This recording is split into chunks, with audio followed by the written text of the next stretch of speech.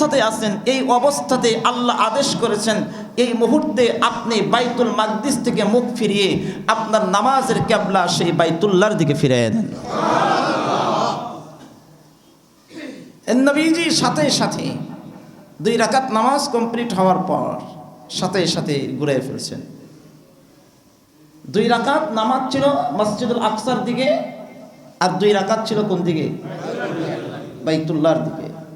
কারণ নবীজির চূড়ান্ত পর্যায়ের তামান্না তো, চাওয়া পাওয়া তো এটা ছিল। তো এই কিবলা যখন পরিবর্তন হয়ে গেল, তখন আল্লাহ তাআলা আয়াত নাযিল করে দিলেন, নবী এই কিবলা যে পরিবর্তন হয়েছে, এটা এখন আপনার যেই মদিনার ভিতরে চুলকানি পাঠিয়ে আছে, এদের চুলকানি শুরু হয়ে গেছে বা চুলকানি শুরু হয়ে যাবে। ইহুদি খ্রিস্টানরা নানান কথা বলবে, ইহুদি নাসারারা নানান কথা বলবে। যে কি কথা? যে কিরে মুহাম্মদ এতদিন ওইদিকে ফিরে নামাজ পড়ছে, আজকে গেছে গা এইদিকে, ব্যাপার কি? 2 অপশন তাদের কথা ছিল, 2টা। তারা একবার এসে প্রশ্ন করে যে আচ্ছা, মুসলমানদেরকে বলে, সাহাবীদেরকে, আচ্ছা বলো তো তোমরা এতদিন যে নামাজ পড়ছো বাইতুল্লাহর দিকে, কারণ তারা কিন্তু কিবলা মানতো মসজিদুল আকসাকে। ইহুদি নাসারারা কিবলা মানতো কোন দিকে? মসজিদুল আকসাকে। তারা কিন্তু বাইতুল্লাহকে কিবলা মানতো না। কেন? কারণ তাদের যত নবী রাসূল সেদিকে, ফিলিস্তিনে।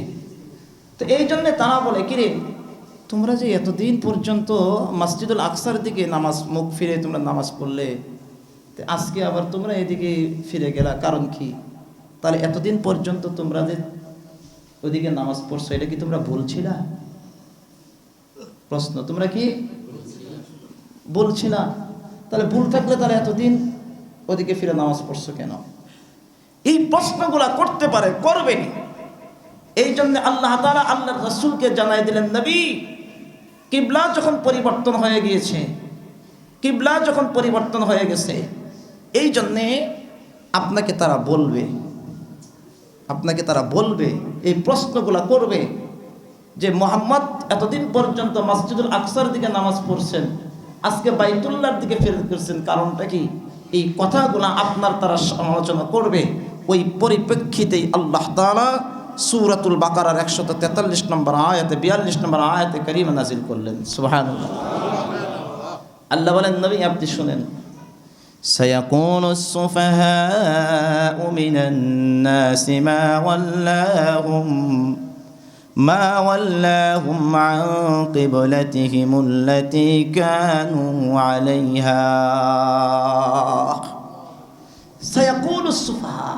সায়াকুল এই শব্দের অর্থ হলো অচিরেই তারা বলবে। বলেন সায়াকুল অর্থ কি বলছি? অচিরেই তারা, কারা বলবে? সুফাহা, নির্বুদ্রা। সুফাহা শব্দের অর্থ কি? নির্বুদ, মূর্খ, গণ্ড মূর্খ যারা, তারা বলবে। এই সুফাহা আগেও গিয়েছে, এই সুফাহা শব্দ এখানে নতুন আসে নাই। সূরাতুল বাকারার 1ম পৃষ্ঠাতে আল্লাহ তাআলা এই ব্যাপারে তাদেরকে নির্বুদই বলেছেন, কাফেরদেরকে নির্বুদ বলেছেন, মুনাফিকদেরকে নির্বুদ বলেছেন।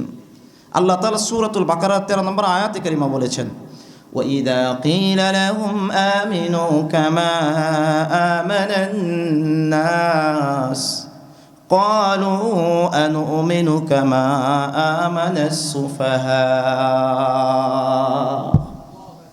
পাইছেন নি সুফাহা?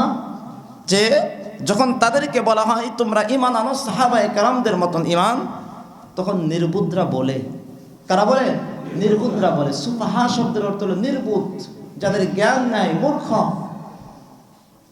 সায়াকুলুস সুফাহাউ মিনান নাস, নাস শব্দের অর্থ হলো মানুষ। আল্লাহ বলেন, ও রাসূল মানুষদের মধ্য থেকে নির্বুদরা বলবে। তাফসীরে ইবনে কাসীরের ভিতরে ব্যাখ্যা করেছেন, নির্বুদরা উদ্দেশ্য হলো ওই ইহুদি আর নাসারা। কারা? মদিনার ইহুদি আর নির্বুদ। এখানে উল্লেখ মক্কার না মদিনার? মদিনার। মদিনার নির্বুদরা আপনাকে বলবে, কি বলবে? মা ওয়াল্লাহুম আন কিবলাতিহিমুল্লাতী কানু আলাইহা, যে তাদের কিবলাত থেকে তারা কেন মুখ ফিরিয়ে নিল? ইতিপূর্বে তারা যেদিকে ফিরে, যারা যে দিকটা তাদের কিবলা ছিল, সেই কিবলার থেকে তারা কেন মুখ ফিরিয়ে নিল, এই কথাটা তারা বলবে। কারণ ইতিপূর্বে তারা নামাজ পড়েছে কোন দিকে? মসজিদুল আকসার দিকে।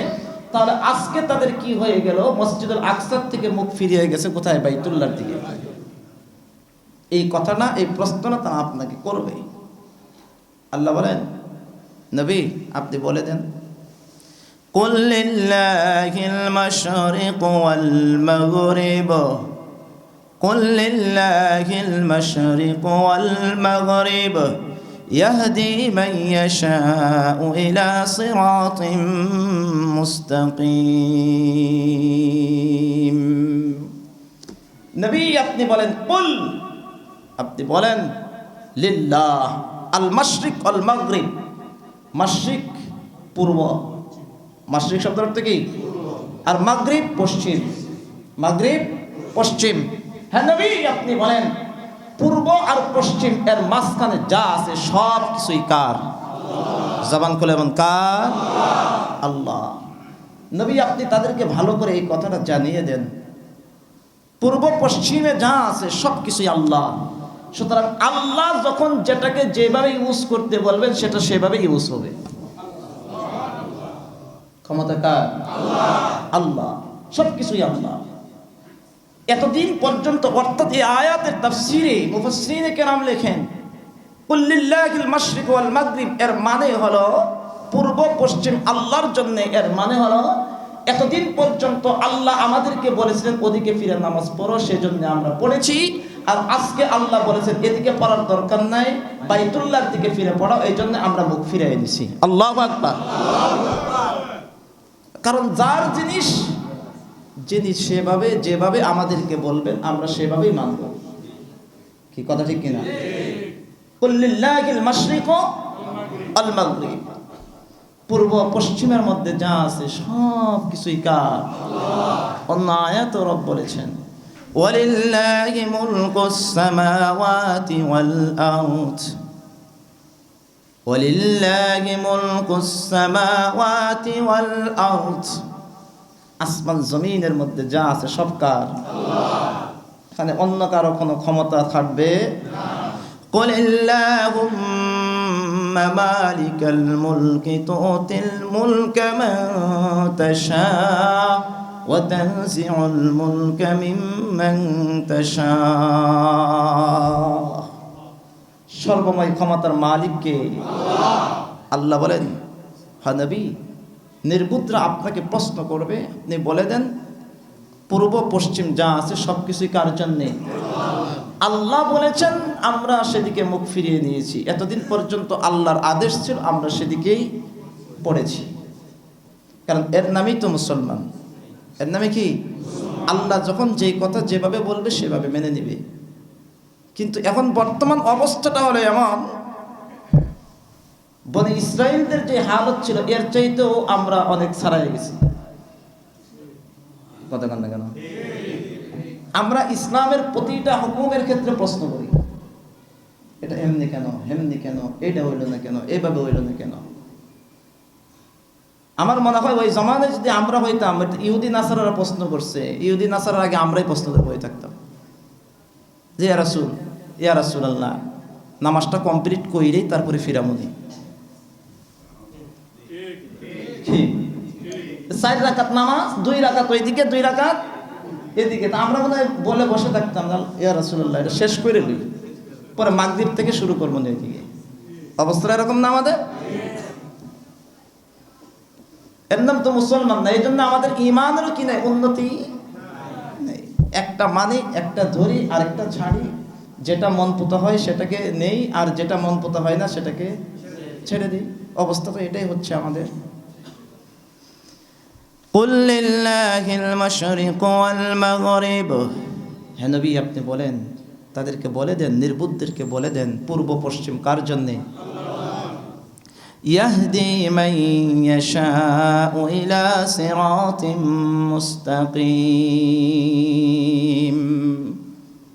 আচ্ছা বলেন তো, হেদায়েত কার হাতে? দুনিয়ার কোনো মানুষের কাছে হেদায়েত আছে? দুনিয়ার কোনো মানুষের কাছে হেদায়েত নেই। হেদায়েত যদি আল্লাহ রাসূলের কাছে থাকতো, চাচা কি জাহান্নামে যাইতো? আবু তালেব কি জাহান্নামে যাইতো? জিন্দেগিতেও জাহান্নামে যাইতো না। এত চেষ্টা করছে, এত চেষ্টা করছে। আল্লাহু আকবার। রাসূল শেষ পর্যন্ত গিয়া বলে, চাচা যান, আমি মুহাম্মদ আল্লাহর রাসূল, এর ভিতরেই তো আপনাকে চুলকানি।